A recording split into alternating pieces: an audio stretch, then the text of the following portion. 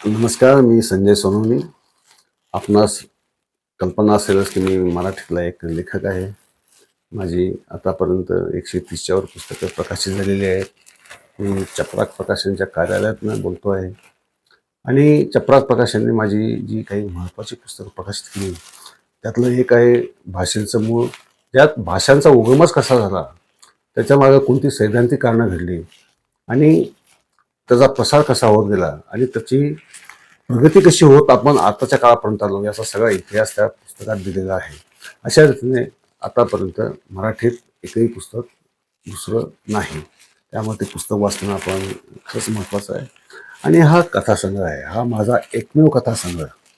मी आयुष्यात कादंबऱ्या लिहिल्या, कविता संग्रह लिहिले, पण कथा मात्र 8च लिहिल्या होत्या आणि त्या 8ही कथा या ह्याच्यात समाविष्ट आहेत. आणि त्याचं वैशिष्ट्य असं की अत्यंत वेगवेगळ्या विश्वांना ते स्पर्श करतं. त्यात अगदी फॅन्टसी आहे, त्यात भविष्यविधी पण आहे आणि एक मानवी जीवनाचे जे संबंध असतात, त्या मानवी नात्यांचा वेध घेणारे, त्याच्या तळाशी जाणारी आणि त्याचा स्पर्श करून त्याला एक जीवनाबद्दल पाहण्याचा दृष्टिकोनाची मांडणी करणारी सुद्धा कथा आहे. या कथा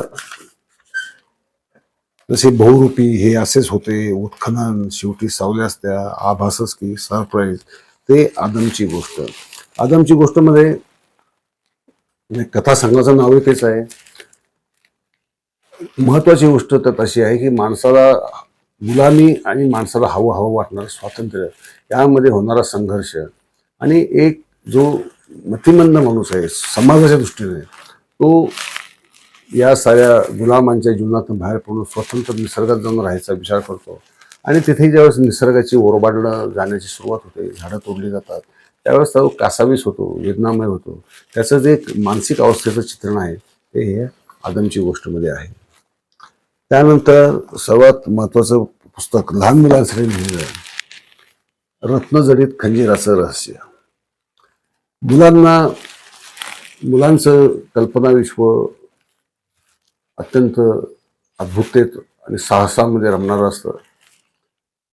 यात कल्पना अशी आहे की आफ्रिका खंडामध्ये जाऊन आलेले आजोबा आहेत, ते आपल्या नातवाला आपल्या आयुष्यात केलेले पराक्रम, केलेली धाडसं, दिलेल्या झुंजी आणि त्या निमित्ताने वेगवेगळ्या गोष्टी त्यांनी कशा मिळवल्या, त्या वस्तू दाखवताना त्याच्या मागची कथा सांगत असतात.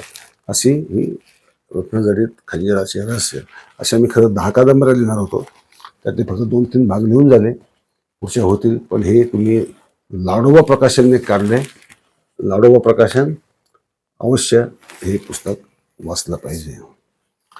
त्यानंतर जात हा विषय भारतात मला माहिती आहे कसा आहे. जात हा शब्द नुसता आला की सगळ्यांचे कान ताबडतोब टोकारले जातात. आणि जाती संशय इतिहास म्हटलं की प्रत्येकाला पहिला प्रश्न हा पडतो की माझ्या जातीचा इतिहास यात आहे का. तर दुसऱ्याच्या जातीचा इतिहासाचे काही देणं घेणं नसतं. पण मित्रांनो, ह्या पुस्तकाचं वैशिष्ट्य आहे की मुळात जाती निर्माणच कशा झाल्या. उदाहरणार्थ, एखादा शोधच लागला नाही तर त्याचं व्यवसाय बनणार नाही, व्यवसाय बनणार नाही जात बनणार नाही. आणि भारतातल्या 6,500 जाती जरी असल्या तरी 6,500 व्यवसाय प्रत्येक जात करत असते. असे त्या 6,500 जाती आहेत. व्यवसाय मग तो सेवेचा असेल, उत्पादनाचा असेल, तो शेतीचा असेल, निर्मितीचा असेल, या सगळ्या सृजनाचा संबंध जातीशी आहे. परंतु जाती संस्थेबद्दल की कोणीतरी एका विशिष्ट धर्माने किंवा जातीने निर्माण केली, दुसऱ्यांवर लादली, त्या व्यवसायही लादले, असं काहीतरी अशास्त्रीय गोष्टीचं नेहमी विवेचन केलं जात असतं. परंतु हे सारे सिद्धांत, मग त्या सिद्धांतात सगळ्यांनी इरावती कर्वे आले, अगदी पाश्चात्य इंथोवेन वगैरे सारखे समाजशास्त्रज्ञ आले, ते अलीकडच्या काळापर्यंतचे जाती संस्थांवर संशोधन करणारे सगळे आले. पण एक गोष्ट लक्षात येते त्याच्यामध्ये की ते एकतर्फी तो इतिहासाची मांडणी आहे, चुकीची मांडणी, अनैतिहासिक मांडणी आहे. कारण जाती कधी जात नाहीत हा एक समज आहे. जाती या पुरातन काळापासून आहे, अशाच्या आशा आहेत, त्यात कधी बदल झालेला नाही. असे काहीतरी भ्रमांती निर्माण करणारं कोणीतरी होतं, त्यांनी दुसऱ्यांना जिंकलं, त्यांच्यावर जाती लादल्या, असा एक तिसरा समज आहे. हे तिन्ही सिद्धांत अत्यंत खोटे आणि इतिहासाला धरून नाही, हे मी या पुस्तकामध्ये अत्यंत पुरावे देऊन मांडलेला आहे. आणि माझा सिद्धांत सिद्ध करण्यासाठी काही जातींचा मुद्दाम इतिहास दिलेला आहे, ज्यामुळे ही जात कधी निर्माण झाली, का निर्माण झाली, कोणत्या स्थितीत निर्माण झाली आणि त्यामध्ये काळाच्या ओघामध्ये त्याचा बदल काय झाले, याचा मी सगळा इतिहास याच्यामध्ये मांडलेला आहे. आणि शेवटचं सांगायचं तर ही आणि पानिपत कादंबरी. पानिपत युद्ध म्हटलं की मराठी माणसाचं जरा भावनिक होतं. घरटी एक बांगडी फुटली असं स्वतःच, शेकडो मोहरा गळाल्या, हिरे मांक गळाली, असं आपण असं एक काव्यमय रूप ऐकत आलेलो असतो, भावनिक होत असतो.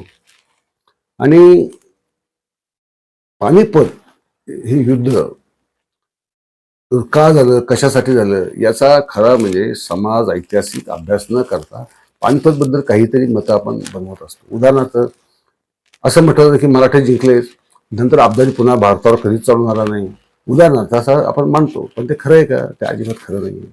उदाहरणार्थ 1838 सालापर्यंत अब्दाली आणि त्याचे वंशज काश्मीरवर राज्य करत होते. पानिपत युद्ध झाल्यानंतर अब्दाली पुन्हा 2 वेळा पंजाबपर्यंत चालून आलेला होता. तो दिल्लीवर आला नाही, कारण दिल्लीला लुटायला काही शिल्लकच नव्हतं.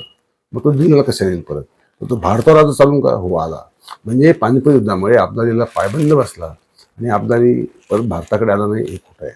पण हा जरा राजकीय इतिहास. तेव्हा समाजाचं काय होत होतं? सर्वसामान्य माणसं, तळागाळातली माणसं, त्यांना काय भोगावं लागलं या पानिपत युद्धाच्या काळामध्ये, त्यांच्या पिढ्यांना काय सोसावं लागलं, त्याचा सगळा साध्यंत इतिहास त्या आणि पानिपतमध्ये आहे. म्हणजे हे पानिपत फक्त राजकीय पानिपत होत नाही, तर समाज व्यवस्थेचंच पानिपत कसं होतं, याचं चित्रण मी या कादंबरीत केलेलं आहे.